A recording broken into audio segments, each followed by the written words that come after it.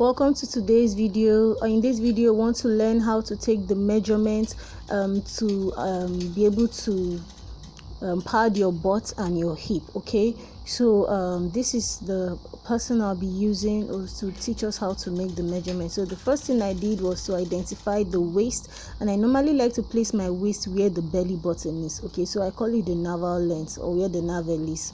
So I identified that point, and then I took a piece of fabric and I tied it around that point. Okay, so it is very important that you tie that fabric or anything that will indicate that line, so that all your measurements will be from that point. Trust me, if you do not tie something around that waist area to indicate where it will start from, you may be placing your tape at different points during the measurement. Okay, so but when I have this fabric on, I place all my measurements and I'm sure that it is as accurate as possible. Okay, so that's the point. If you don't want to start it from your waist, wherever you want to begin the skirt from, just tie it around that area and take your measurements from there, as you can see me do. Okay, so the next thing you want to do is to place your tape from that point. Take the waist round. Okay, so we have the waist round of the client. Okay, we have the waist round of the client as so take the waist round and write it down. Then the next thing is the hip, and when you're taking the hip for the client, ensure that you are measuring the largest part of the hip. Okay, so it is very important that you ensure that it is at the largest part. Okay, then I'm just turning around to show you the next measurement you are going to take is the hip length.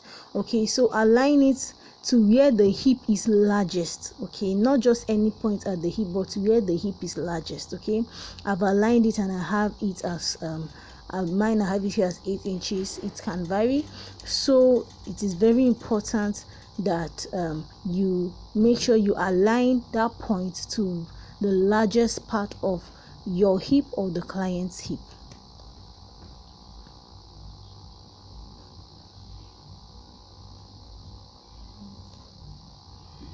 So the next thing we are going to do is to take the waist to the underbutt. Okay, the waist to the underbutt. Okay, so it's just like you have when you're taking your bust, you take your bust and your underbust. Now this is the underbutt, and this is very important because we are going to be padding that area, so we want it as accurate and as aligned as possible. So can you see I'm putting my tape on that point and I took it under the butt.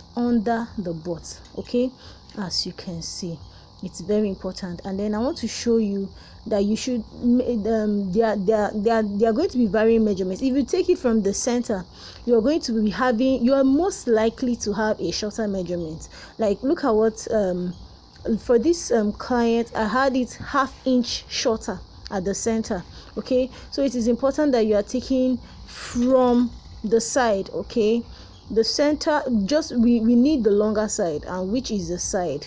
So the center for her, as you can see, her center is a little flat, and not really flat, but it's not as curved as the sides. You may have some clients where their center is bigger than the sides. Use the longest side. Okay, the longest side is what we are going to consider.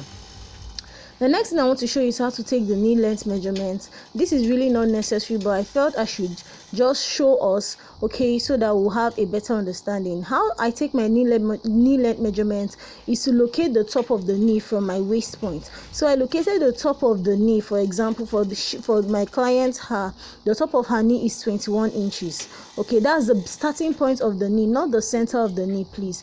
Then from that 21 inches, you subtract 3 inches. You can subtract 2, but just know that you're subtracting at least 2 or 3 inches. I like to subtract 3 inches, and that becomes my knee length.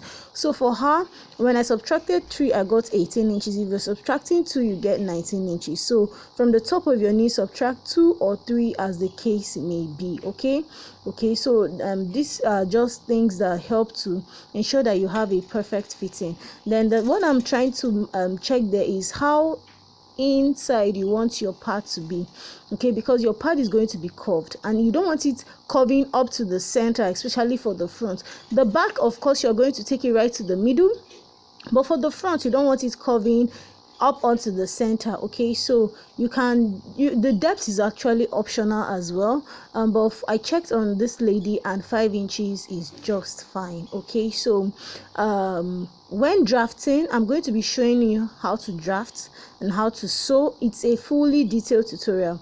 So when drafting, I'll be using my measurements. I'm just using this client to give you a guide to show you how to measure, as you can see. So make sure you subscribe and stay tuned to my channel for the full pattern drafting and sewing tutorial. See you in my next video. Bye.